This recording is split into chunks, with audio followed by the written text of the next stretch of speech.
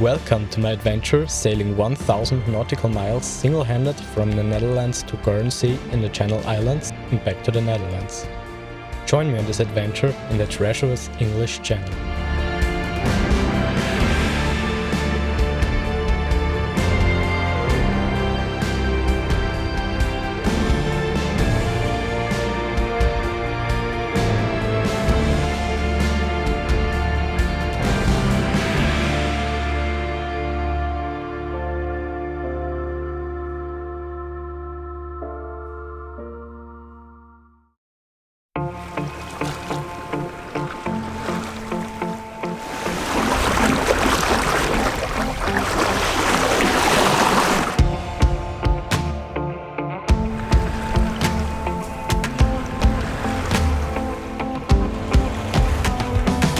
So welcome on board to this trip.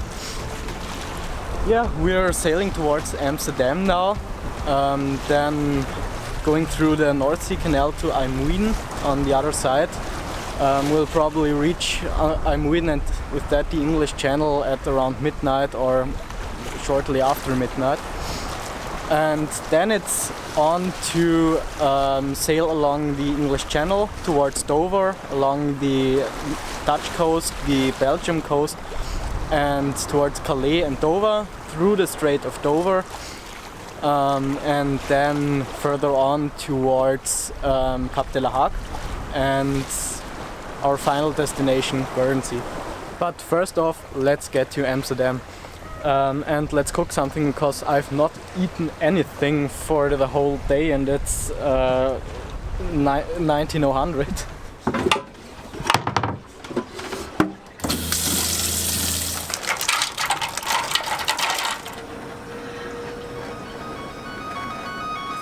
And there is Amsterdam.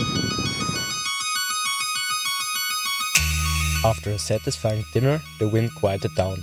We got closer to Amsterdam as night fell, the engine humming softly as we ventured into the darkness.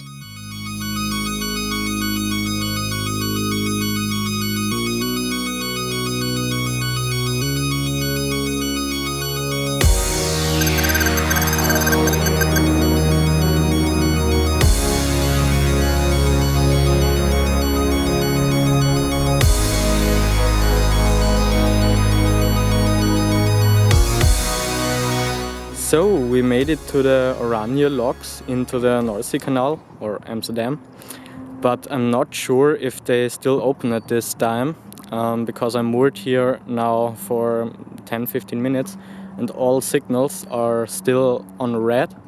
So the lights just switched to green, but I'm not sure if I'm allowed to go in the left lock as a sailboat, but let's see. If it's wrong, he'll call me, I guess. And the doors are opening again. So let's drive through Amsterdam at night.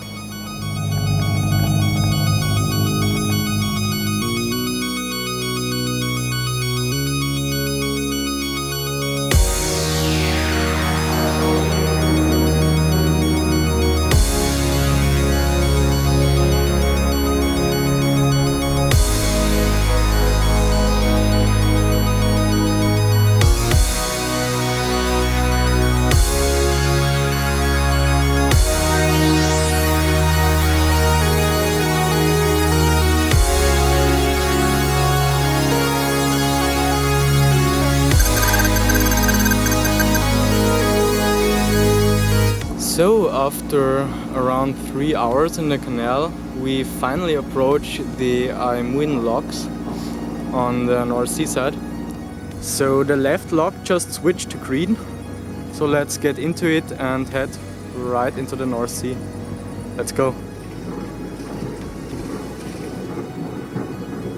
So we are finally out of the North Sea Canal and on the English Channel, with a southerly course towards Dover.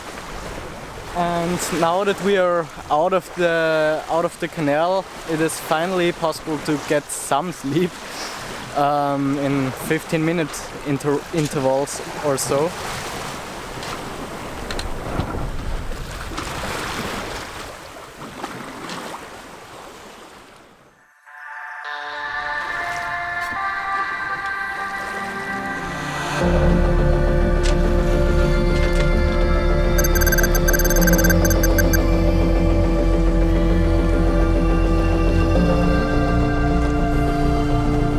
So we are passing Rotterdam right now, one of Europe's largest cargo ports, together with Hamburg.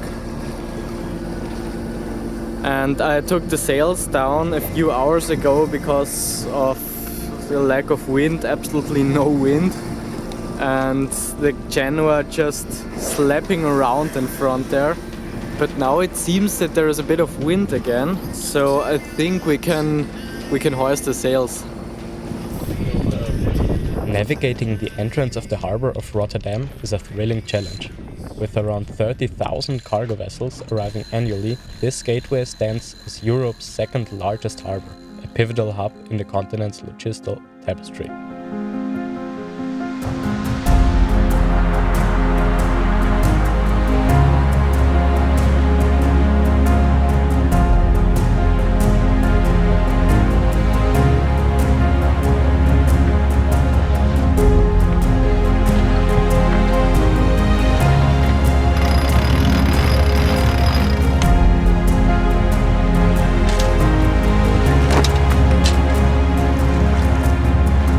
So we are now southerly of Rotterdam and stuck in absolutely no wind. I've put the generator up half an hour ago, and even this giant sail has its problem staying up in those light winds. I think that has no sense anymore, and it is time to bring both sails back in and start the engine.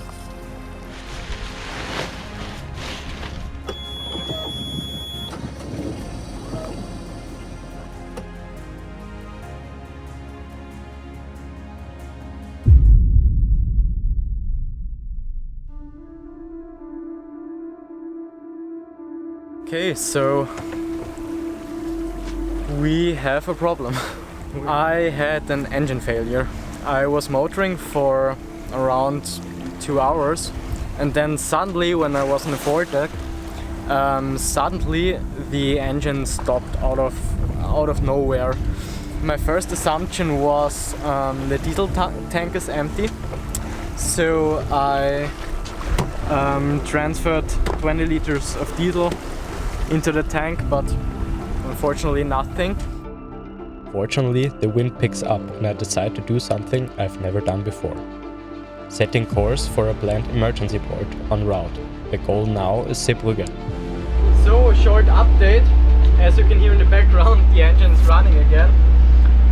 I still don't know what the cause was and if it will shut down again. I hope not. I will still sail to my emergency port because I don't want to turn off the engine now because I'm not sure if it turns on again. The next few hours are incredibly tense. I'm worried that the engine might again stop working at any moment as we try to reach the safe harbor.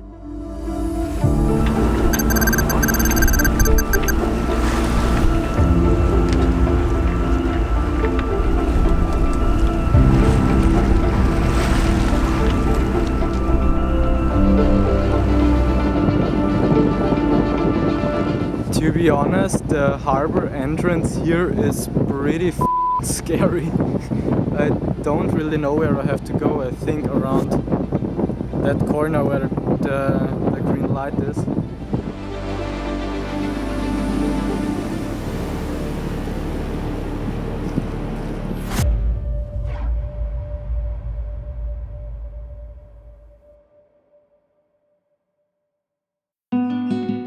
Here we are, finally safely in the harbor. Upon inspecting the engine and the fuel system, the issue revealed itself. It turns out, a while ago, I had replaced the fuel meter, and it seems it displayed an entirely incorrect fuel level. So it wasn't an engine malfunction after all.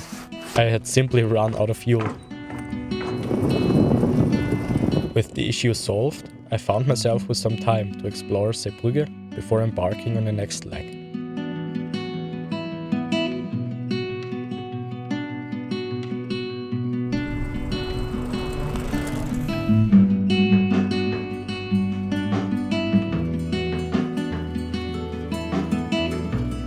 And so we are off again.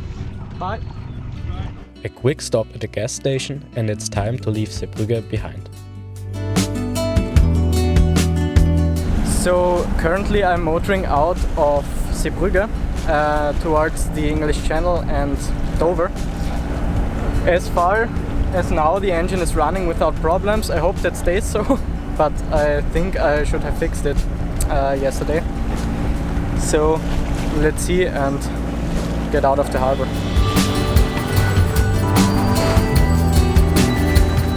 So we're running under engine now because there's practically no wind, and to the evening it should freshen a bit up, not much, but enough to put the sails up and the engine out.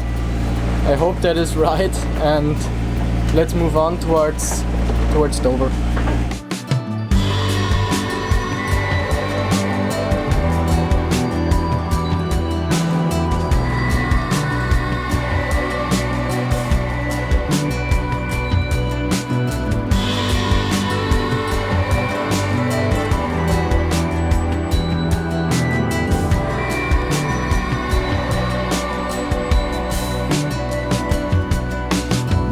Okay, it is now 2200 and we finally got the sails up. Not much wind, but 3.5 to 5.5 knots speed over ground. And I just made an epic discovery. My bow wave is literally glowing. I'm turning my headlamp off now. Can you see that? I don't know if you can see it on camera.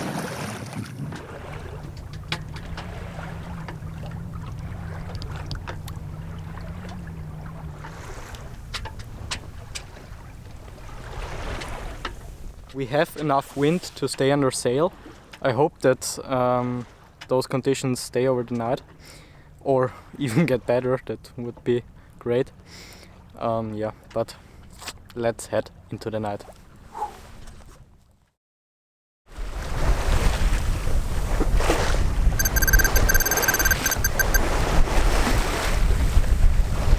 Okay, let's get 10 minutes of sleep.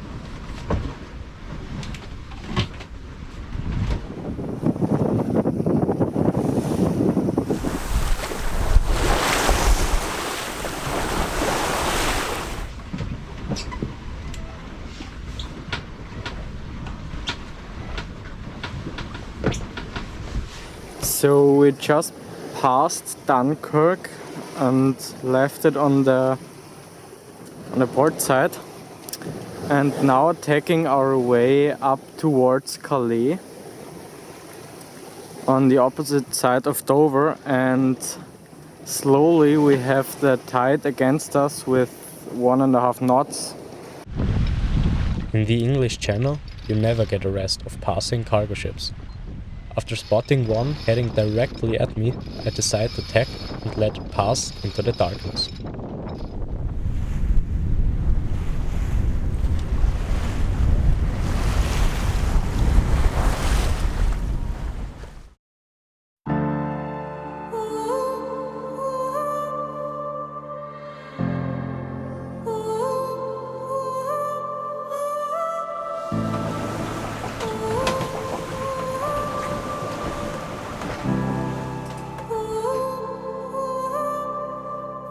Good morning! We are finally approaching land again in Calais in France, and the night was a pretty cold one. Also I had a fight with the Janaka, not the sail itself, but I always store it in a sail bag on the bow, on the foredeck, and one of the fittings that was mounted to the bow broke away from the sail bag. So the half of the sail bag with the Janaka was in the water, and I had a pretty tough fight bringing that back on deck.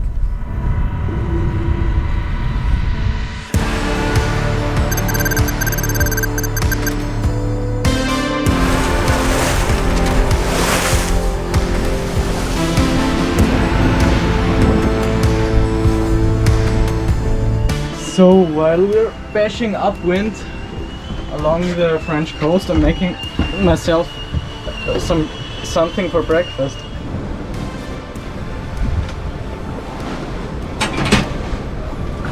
So yesterday around 14 knots of wind or even less were forecasted, and now I've just gone into the first reef.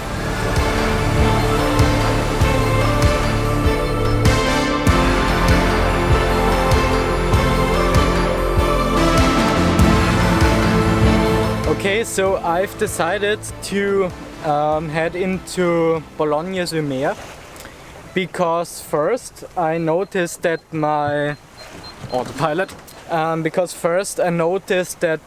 service batteries aren't, or seem like they aren't charging correctly when the engine runs, and I need them for the autopilot, and without the autopilot I have no chance of sailing longer than a few hours.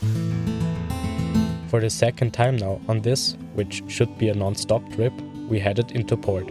Definitely not what I planned or wanted, but also that is a part of sailing and you have to get along with it.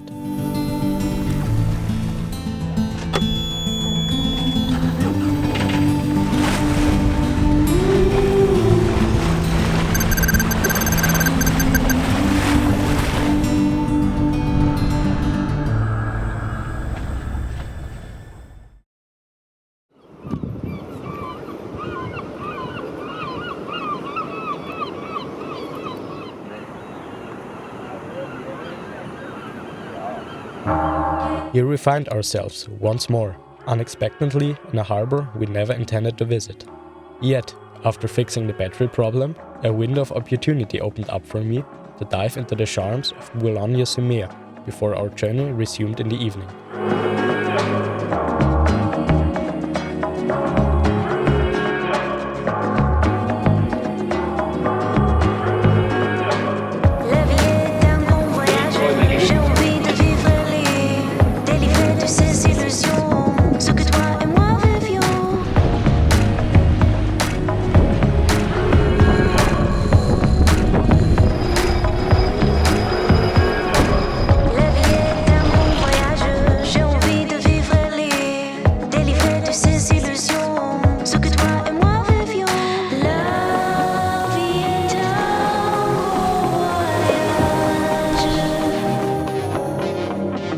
Okay, so the mission for the next 1.5 to 2 days is to tack towards Cap de la Hague and Guernsey. We have not much wind, around 2 to 3 before, and tacking against the wind all the way. After a beautiful sunset, we set into the night.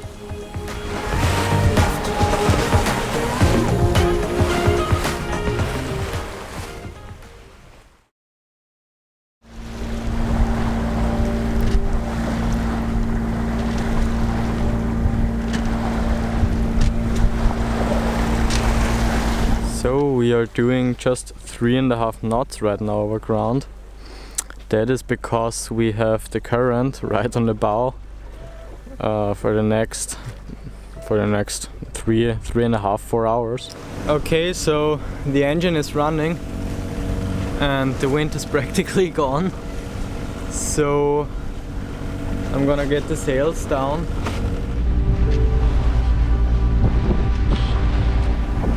The night's curtain fell, giving way to the emergence of a new day. But not without challenges, once more.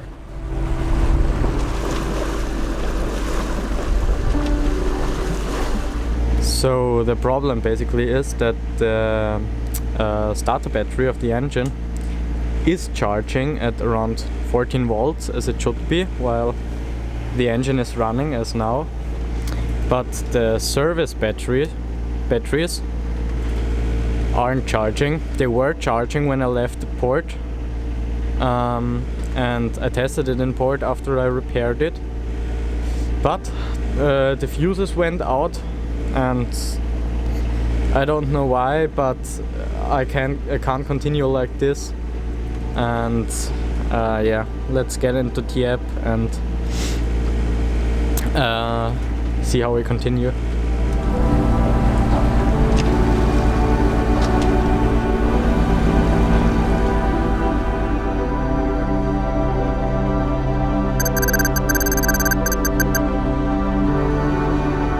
As we approached, a lingering mist cloaked over the harbor entrance. The brisk air of the night soon gave way to the gentle touch of the first sun rays cresting over the horizon.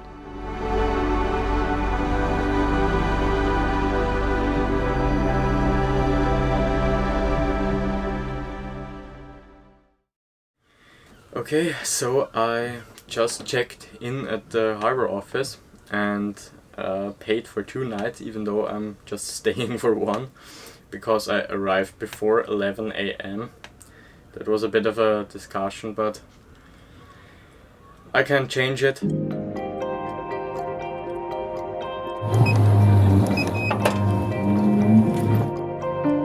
Dieppe is a charming town in Normandy, located on the coast of the English Channel. It is known for its beautiful historical city center and rough cliffs on its coastline. Despite exploring multiple marine stores, I couldn't find a new battery isolator to resolve my issue, so I ordered one and let it be delivered to Cherbourg, some 60 miles south. On the way out of the harbor, I oversee a fishing rod and collide with it. Fortunately, other than a few swear words in French, from which I don't understand anything, nothing happens. In this area you really have to be careful with fishing gear, like that one in the middle right there, in the middle of the picture.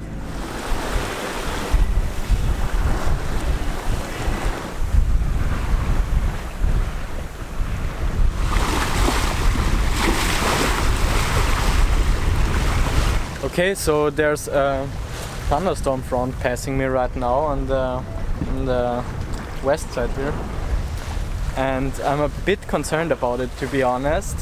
It seems like that it's moving north and stays west of me, so it seems like that it's not going to hit me. So that was the weather radar an hour ago, and that looks like the center of the whole thing, with a lot of lightning strikes, and that's it now. I'm the blue point right here, and it seems like that this whole system is moving north, so away from me, and I hope that stays so.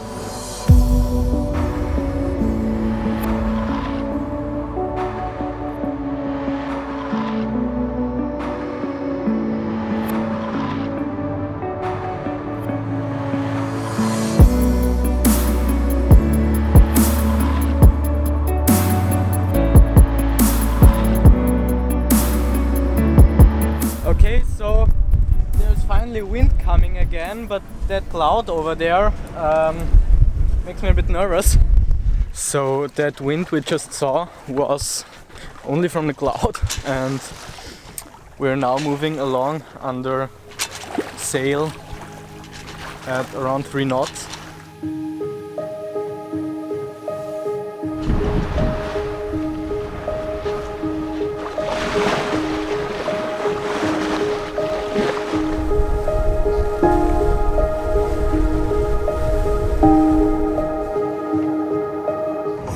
Calling sailing vessel Wolf, over. Okay, now you're inside a restricted area. I don't know if you know, but it's forbidden to be here. Just would like you to keep the course 5 degrees north to starboard. Okay, roger that. Thanks for cooperation. So I changed my course because of a wind farm on the port side, and they tried to reach me over the VHF, but I didn't get an answer when I called them back. There is an exclusion zone marked on the chart, but just a general icon without any borders. A swift communication over the radio solves the issue.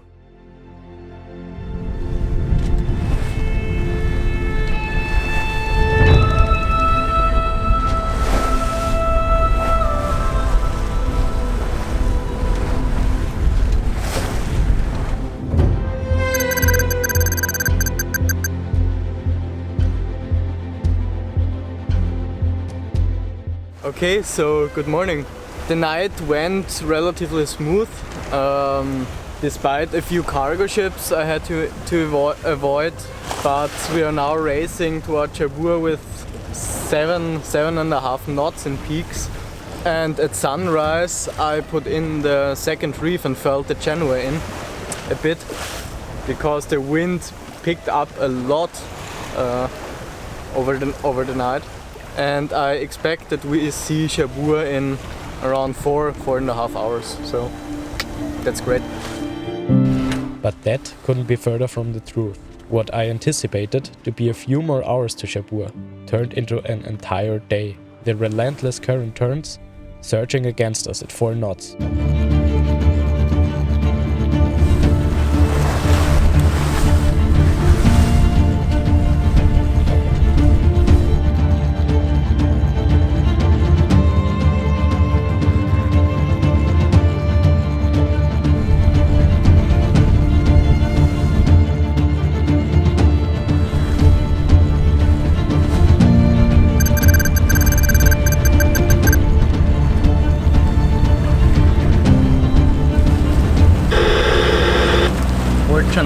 Port and train, this is sailing vessel Wolf, over. Port train, I'm reading, over.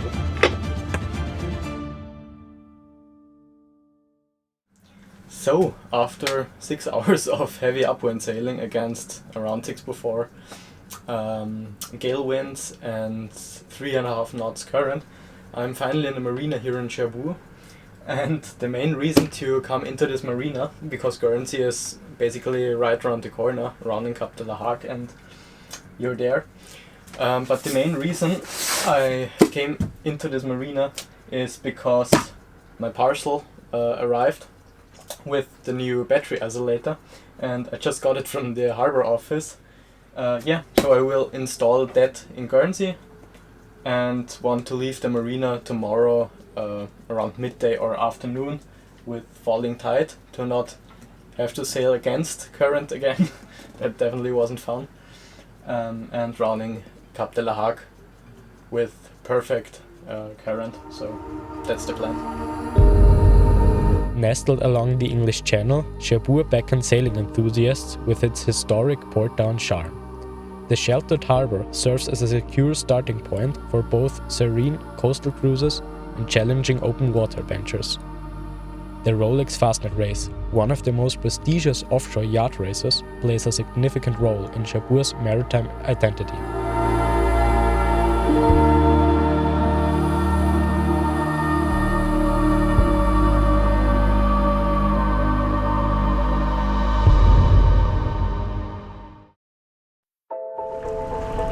The following afternoon marks our departure from Cherbourg as we embark on the final leg, with Cap de la Hague looming ahead, an iconic cape in Europe.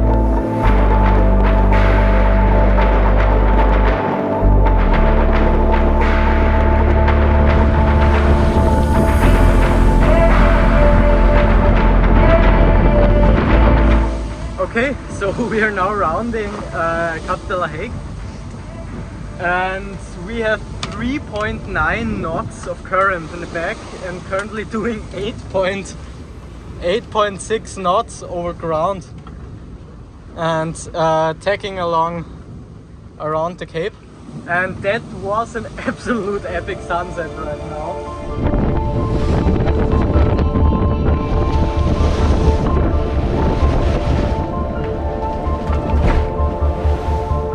So we are now sailing through the channel between Guernsey on the right and Le Hougues on the left side, which is a small island in front of Guernsey, or east of Guernsey.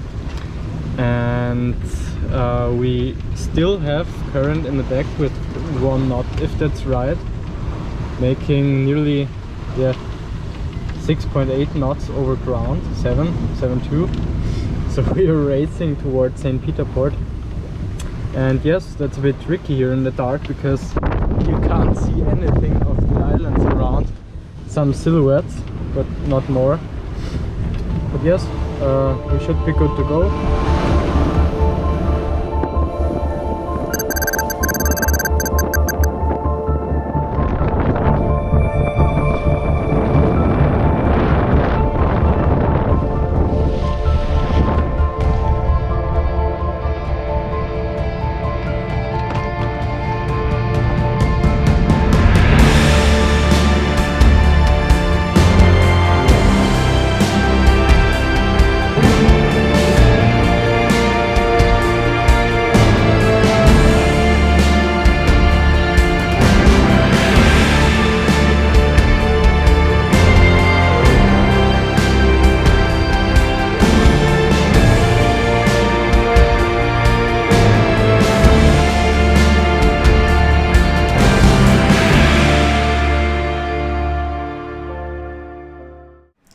Good morning.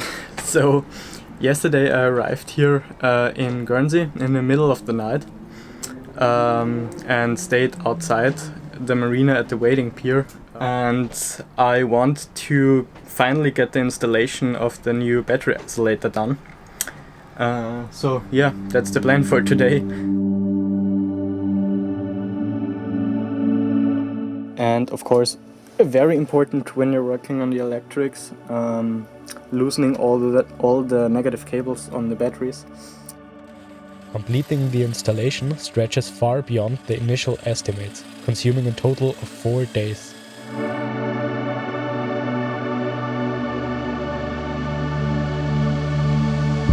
St. Peter-Port is the capital of Guernsey. It's a historic harbour town with colourful houses and a rich maritime past. Wolf is safely moored in the Victoria Marina, directly in front of the town.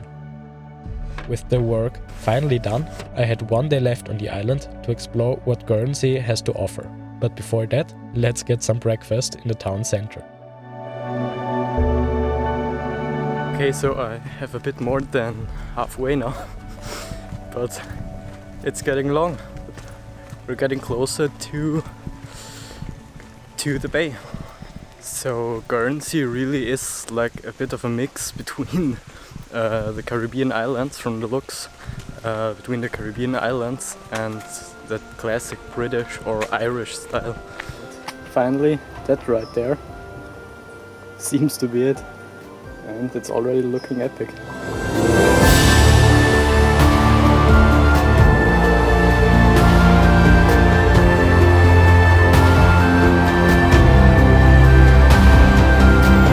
Okay, so I've now found a path which looks like it leads around the bay, but it would be great to get back on the road before it gets dark in around 3 hours.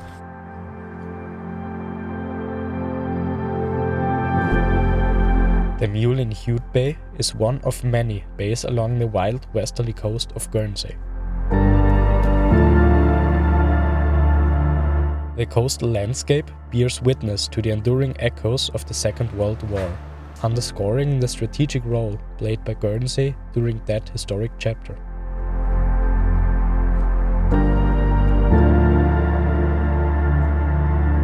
After that adventure, we are back in St. Peter-Port, getting ready for departure tomorrow morning. Another 500 nautical miles lay ahead of us. Subscribe if you don't want to miss the second episode, and thanks for watching. I've basically gotten no sleep for the last 2 days.